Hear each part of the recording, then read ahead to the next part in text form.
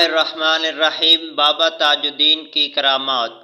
بابا تاج الدین 27 جنوری 1861 کو بھارت کے صوبہ مہاراشٹر کے شہر ناگپور سے 15 کلومیٹر دور کا مٹی گاؤں محلہ گورا بازار میں ہوئی۔ بابا تاج الدین پیدائش کے وقت سے ہی غیر معمولی تھے۔ وہ عام بچوں کی طرح روتے نہیں تھے۔ آپ رحمۃ اللہ علیہ کے آباء و اجداد مدینہ سے ہجرت کر کے یہاں آباد ہوئے تھے۔ خاندانی پیشہ سپاہیگری تھی، چنانچہ آپ کے خاندان کے بیشتر بزرگ فوج میں شامل ہوئے۔ آپ کے والد محترم سید بدر الدین آپ کی ولادت کے 1 سال بعد رحلت فرما گئے، جبکہ والدہ محترمہ سیدہ بی بی امام مریم رحمۃ اللہ علیہا بھی 8 سال بعد خلق حقیقی سے جا ملیں۔ آپ کی پرورش آپ کی نانا حضرت شیخ امیرہ جو ایسٹ انڈیا کمپنی کے فوج میں صوبیدار میجر تھے، ماموں عبد الرحمن اور آپ کی نانی نے کی۔ حضرت تاج الدین ابتدائی تعلیم کمٹی گاؤں سے ہی حاصل کی، ایک مدرسے میں حاصل کی۔ آپ کا ایک روز مکتب میں موجود تھے کہ کمٹی میں سلسلہ قادریہ کے مشہور و مجذوب بزرگ حضرت عبداللہ شاہ قادری کمٹی رحمۃ اللہ علیہ مکتب میں تشریف لائے اور بابا صاحب کی جانب اشارہ کرتے ہوئے معلم سے فرمایا کہ اس کو کیا پڑھا رہے ہو؟ تو یہ تو پڑھایا ہے۔ اتنا کہہ کے عبداللہ شاہ نے اپنی جھولی سے خرمہ نکال کر نصف خود کھایا اور بچا ہوا تاج الدین کے منہ میں رکھ کر کہا، کم کھاؤ، کم سو، کم بولو اور قرآن شریف پڑھو۔ کہتے ہیں کہ خرمہ کھاتے ہی تاج الدین میں تبدیلی آ گئی اور ان کے اندر کی دنیا ہی بدل گئی۔ دنیاوی چیزوں میں ان کی دلچسپی بہت کم ہو گئی۔ اس بات کا کوئی سراغ نہیں ملتا کہ تاج الدین نے کسی کے ہاتھ پر بیعت کی۔ پھر بھی 2 بستیاں ایسی ہیں جن سے صرف قربت اور نسبت کا ذکر ملتا ہے، ایک سلسلہ قادریہ کے حضرت عبداللہ شاہ قادری، دوسرا سلسلہ چشتیہ کے بابا داؤد مکی۔ حضرت شاہ عبداللہ قادری کا مزار کمٹی اسٹیشن کے پاس ہے۔ نوجوانی کے زمانے میں تاج الدین حضرت عبداللہ شاہ صاحب کی خدمت میں حاضر ہوا کرتے تھے۔ حضرت شاہ عبداللہ کے سجادہ نشین کی روایت کے مطابق جب حضرت عبداللہ شاہ کے وصال کا وقت قریب آیا تو تاج الدین ان کے پاس آئے۔ اس وقت شربت بنا کر شاہ صاحب کو پیش کیا۔ انہوں نے چند گھونٹ پی کر باقی تاج الدین کو پلا دیا۔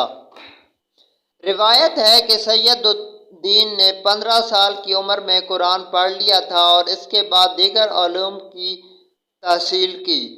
جب تاج الدین 18 سال کے تھے تب کمٹی میں بہنے والے کنہان دریا میں سیلاب آ گیا۔ سیلاب سے ان کے مکان کو بھی کافی نقصان پہنچا۔ سن 1881 میں ان کے ماموں عبد الرحمن نے انہیں ناگپور کی رجمنٹ نمبر 13 میں بھرتی کروا دیا۔ فوج میں 3 سال ملازمت کرنے کے بعد انہیں ساگر جانا پڑا۔ ساگر مدرسی پلٹن کے خیمے ملٹری کیمپ میں پہنچنے کے بعد دوران ملازمت وہیں ایک علاقے پپلی کوٹلی میں سلسلہ چشتیہ کے بزرگ داؤد مکی کے مزار پر تشریف لے جاتے۔ حضرت داؤد مکی خواجہ شمس الدین ترک پانی پتی رحمۃ اللہ علیہ کے خلیفہ تھے اور خواجہ شمس الدین ترک رحمۃ اللہ علیہ کو مخدوم علاء الدین علی احمد صابری رحمۃ اللہ علیہ سے خلافت ملی تھی۔ حضرت داؤد مکی اپنے مرشد کے حکم پر ساگر آئے اور یہیں وصال فرمایا۔ جب تاج الدین فوجی ملازمت کے سلسلے میں ساگر گئے تو آپ نے بابا داؤد مکی کے مزار پر تقریباً 2 سال ریاضت و مراقبے میں گزارے۔ روایت کے مطابق یہیں تاج الدین کو چشتیہ نسبت و اوصیہ طریقے پر منتقل ہوئی۔ بابا تاج الدین کا روز کا معمول تھا کہ دن میں کام کے بعد پوری رات داؤد مکی ساغری رحمۃ اللہ علیہ کے مزار اقدس پر گزارتے اور یاد الہی میں محو رہتے۔ کمٹی میں جب نانی کو اس بات کی خبر ہوئی کہ نواسہ راتوں کو غائب رہتا ہے تو خیال آیا کہ کہیں کسی بری صحبت میں نہ پڑ گیا ہو۔ یہ سوچ کر نانی صاحب ساکر جا پہنچی تاکہ یہ معلوم کریں کہ نواسہ راتوں کو کہاں رہتا ہے۔ جب انہوں نے دیکھا کہ تاج الدین کی بندگی میں راتیں گزرتی ہیں تو نانی کے دل کا بوجھ اتر گیا اور نواسے کو دعائیں دیتی ہوئی واپس چلی گئی۔ لیکن رفتہ رفتہ تاج الدین کا وقت داؤد مکی کی درگاہ پر زیادہ اور ڈپٹی پر کم رہنے لگا۔ ایک روز فوج کے کیپٹن کے علم میں یہ بات لائی گئی کہ تاج الدین ڈپٹی کے اوقات میں پیپلی کوٹھی کے درگاہ پر دیکھے گئے۔ اس کیپٹن نے تاج الدین کو تنبیہ کی اور کہا کہ پورا وقت ڈپٹی پر حاضر رہا کرو، میں نوٹ کروں گا۔ تاج الدین کو ملٹری کیمپ میں اسلحہ خانے پر پہرا دینے کا کام سونپا گیا۔ ایک رات 2 بجے کے قریب فوج کا کیپٹن اچانک معائنے کے لیے آ گیا۔ اس نے دیکھا کہ تاج الدین مستعدی سے ڈپٹی دے رہے ہیں۔ کیپٹن انہیں دیکھ کر مطمئن ہو گیا۔ آدھے فرنگ کے فاصلے پر ایک چھوٹی سی مسجد کے پاس سے گزرا۔ مسجد کا صحن چاندنی رات میں صاف نظر آ رہا تھا۔ کیپٹن نے دیکھا کہ وہ جس سپاہی کو پہرا دیتے دیکھ کر آیا ہے وہ خشوع و خضوع کے ساتھ مسجد کے صحن میں نماز ادا کر رہا ہے۔ سپاہی کو ڈپٹی سے غفلت برتتے دیکھ کر اسے سخت غصہ آیا اور واپس اسلحہ خانے آیا۔ اس کے قدموں کی چاپ سن کر سپاہی پکارا، ہالٹ! انگریزی کیپٹن سپاہی کو اپنی جگہ دیکھ کر سخت حیران ہوا اور کچھ کہے بغیر مسجد کا رخ کیا۔ وہاں جا کر وہ حیران و شدر رہ گیا کہ تاج الدین اسی طرح میوت کے عالم میں مصروف عبادت تھے۔ وہ ایک بار پھر اسلحہ خانے تصدیق کے لیے گیا۔ وہاں ڈپٹی دیکھ کر اس نے قریب آ کر غور سے دیکھا کہ یہ وہی شخص ہے یا کوئی اور۔ اس نے تاج الدین سے بات چیت کر کے اپنی پوری تسلی کر لی، ہاں یہ وہی شخص ہے۔ دوسرے دن ایک افسر کے سامنے تاج الدین کی پیش ہوئی۔ کیپٹن نے رات کے واقعے کی چشم دید گواہی دی۔ تاج الدین سے پوچھا گیا کہ تم ڈپٹی چھوڑ کر عبادت کر رہے تھے یا بیک وقت ڈپٹی بھی ادا کر رہے تھے اور عبادت بھی؟ اگر آخری بات سچ ہے تو صاف صاف بتاؤ، تم ایک وقت میں 2 کام کس طرح انجام دیتے ہو؟ تم جادوگر تو نہیں ہو؟ یہ سنا تھا کہ تاج الدین کو جلا گیا۔ انہوں نے پیٹی، بندوق، وردی سمیت تمام سرکاری سامان لا کر انہوں نے افسر کی میز پر رکھ دی۔ لو جی حضرت، اب ہم 2 نوکریاں نہیں کرتے جی حضرت۔ یہ کہہ کر تاج الدین فوراً کمرے سے نکل گئے۔ ناگپور اور جیل پور شہروں کو ملانے والی شاہراہ کمٹی اور رام ٹیک سے ہو کر گزرتی ہے۔ یہاں سے بہت بڑا پہاڑی سلسلہ شروع ہو جاتا ہے۔ اس کے گھنے جنگلوں میں قدم قدم پر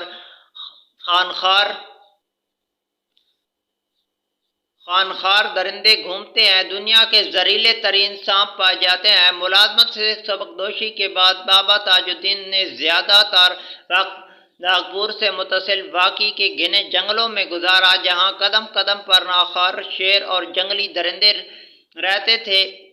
اس جنگل کے اسدے بھی شہرت رکھتے تھے۔ وہاں تاج الدین نے کئی برس تک بلا خوف و خطر رعایت کی۔ کبھی کبھار رعایت کے بعد آپ استر پہاڑ کی بلندیوں اور گھنے جنگلوں سے اتر کر بستیوں میں آ جاتے۔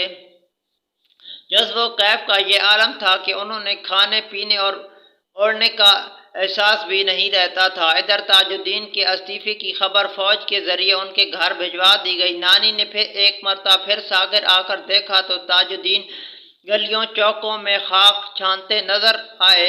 نانی کو لگا کہ وہ پاگل ہو گئے ہیں اور انہیں اپنے ساتھ کمٹی لے آئیں۔ کمٹی میں ڈاکٹروں، حکیموں کو دکھایا گیا لیکن کوئی بھی آپ کی حالت سمجھ نہ سکا۔